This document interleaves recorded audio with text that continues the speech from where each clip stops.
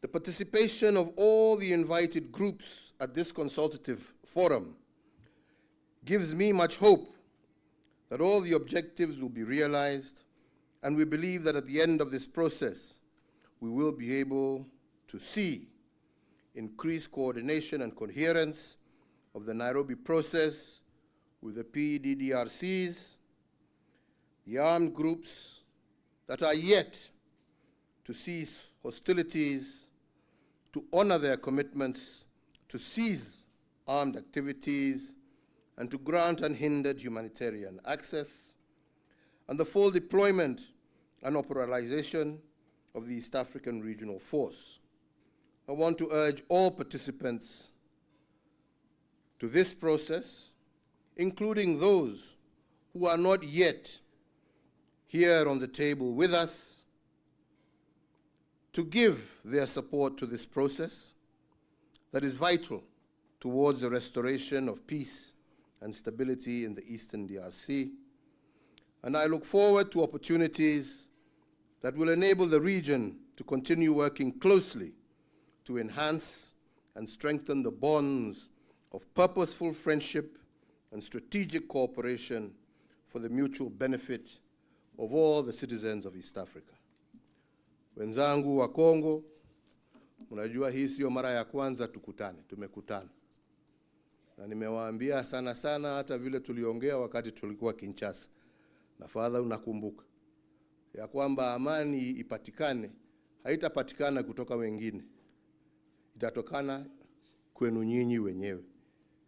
Nyinyi wenyewe mkubali ya kwamba nchi ni yenu na mnaitakia amani, na mnataka sasa majembe, vyombo vya kujenga manyumba, muweze kuhakikisha ya kwamba utajiri wa Kongo ni wa kuwasaidia, sio wa kumwaga damu zenu.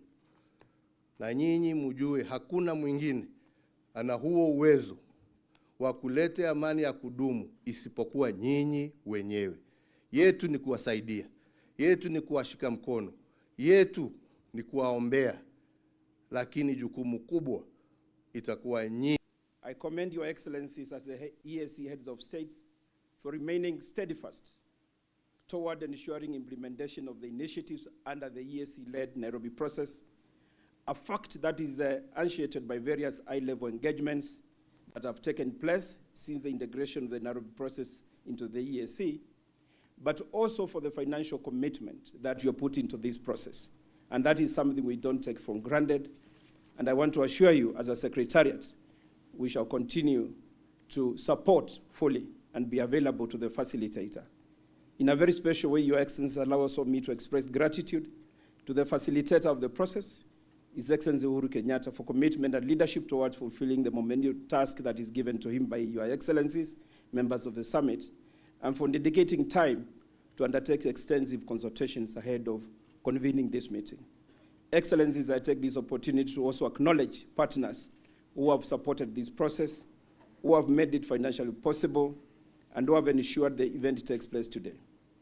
We applaud all the partner states, and particularly the government of Democratic Republic of Congo, for opening a space for dialogue among the Congolese in Eastern DRC through an inclusive process that guarantees sustainable peace and security.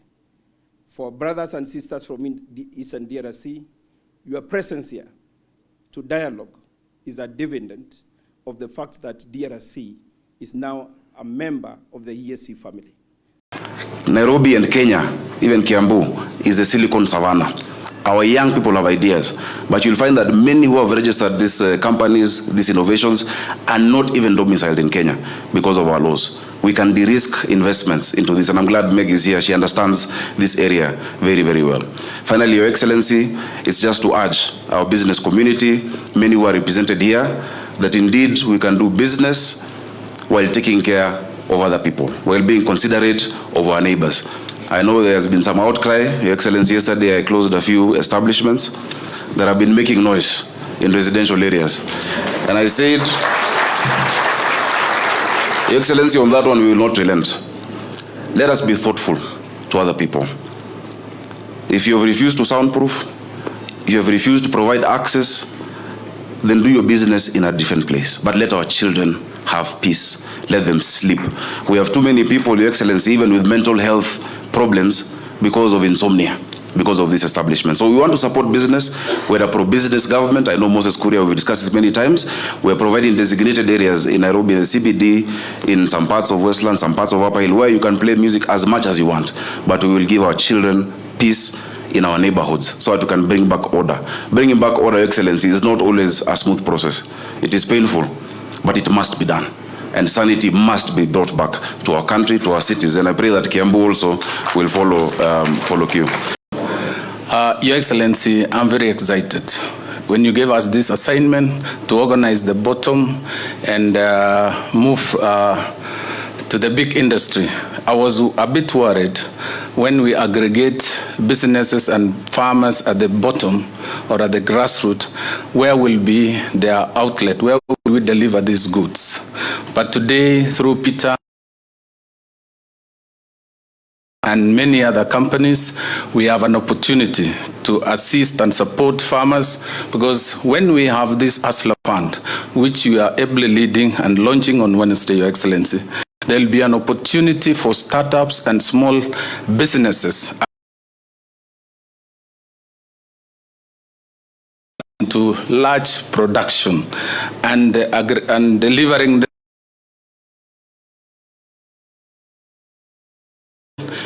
140,000 outlets in this country.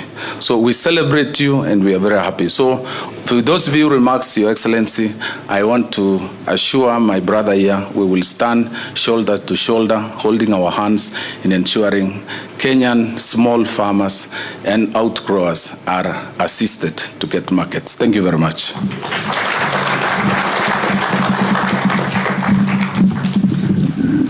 Thank you, Excellency. Let me also recognize the presence of the High Commissioner, Jane Marriott from the United Kingdom, and to represent our foreign partners, development partners. I will invite now Ambassador Meg Whitman to make some few remarks. Thank you.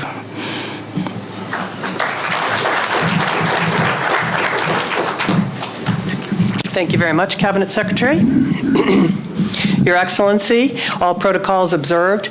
I am just delighted to be back at Twiga Foods. One of the first places I came to as the new U.S. ambassador was Twiga, and I was struck by many of the things that have been said today.